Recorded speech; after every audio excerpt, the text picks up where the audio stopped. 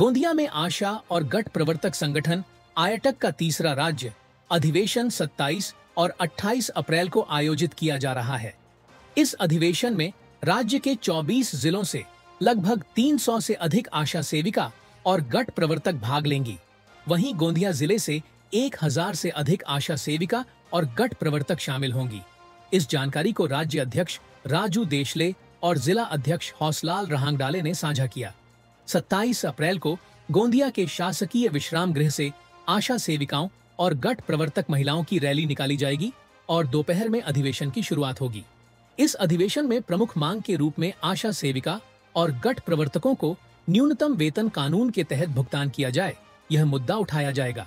उद्याच्या अधिवेशनामध्ये आशा गट प्रवर्तकांना येणाऱ्या काळात ज्या मागण्या आहेत त्या मागण्या संदर्भात चर्चा करणार आहोत। या देशामध्ये किमान वेतन आशाताईंना 26,000 रुपये आणि गट प्रवर्तकांना किमान वेतन 34,000 रुपये अधिक प्रवास भत्ता मिळावा ही महत्त्वाची मागणी असणार आहे। केंद्र सरकारकडे गट प्रवर्तकांचा कंत्राटी कर्मचाऱ्यांचा प्रस्ताव गेलेला आहे, तो प्रस्ताव त्वरित मंजूर व्हावा ही मागणी असणार आहे। आशा गट प्रवर्तकांना पेन्शन लागू झाली पाहिजे। मागच्या सरकारने बोनस दीपावलीची भेट देण्याचं संदर्भात भूमिका घेतली, पण GR काढला नाही।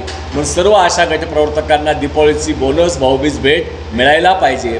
त्याचप्रमाणे अपघात झाल्यावरती 10 लाखाचा विमा कवच दिलेला आहे, पण नैसर्गिक मृत्यू जरी आशा गट प्रवर्तकांचा झाला तर त्यांच्या कुटुंबियांना 10 लाख रुपयाचं कवच विमा कवच दिलं पाहिजे ही मागणी आहे। आशा गट प्रवर्तकांना 5 लाख रुपये आरोग्याचा विमा प्रत्येकाला मिळावा। त्याचप्रमाणे अतिदुर्गम भागामध्ये काम करणाऱ्या आशा आणि गट प्रवर्तक आहेत, त्यांना प्रोत्साहनपद भत्ता राज्य सरकारी कर्मचाऱ्यांप्रमाणे अतिदुर्गम काम करणाऱ्या भागातल्या आशा गट प्रवर्तकांना लागू करावा।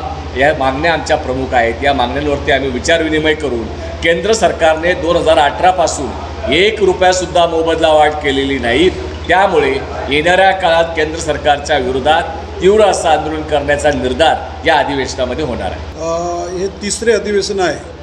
या तिसऱ्या अधिवेशनमध्ये जवळपास 24 जिल्ह्यातील 300 जवळपास प्रतिनिधी येणार आहेत यामध्ये।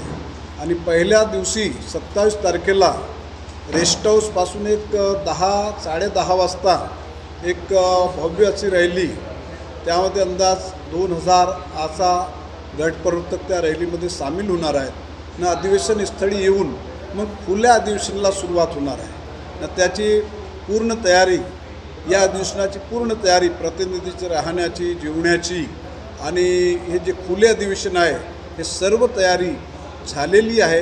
आणि कार्यकर्ते, आशा गट प्रवर्तक संघटनेचे कार्यकर्ते, आयटकचे कार्यकर्ते जोमाने कामाला लागले आहेत ना। हा अधिवेशन यशस्वी होईल ना। गोंदियामध्ये हा अधिवेशन असल्यामुळे आम्हाला अत्यंत एक खुशी आहे आणि एक कामगारामध्ये एक उत्साह आहे।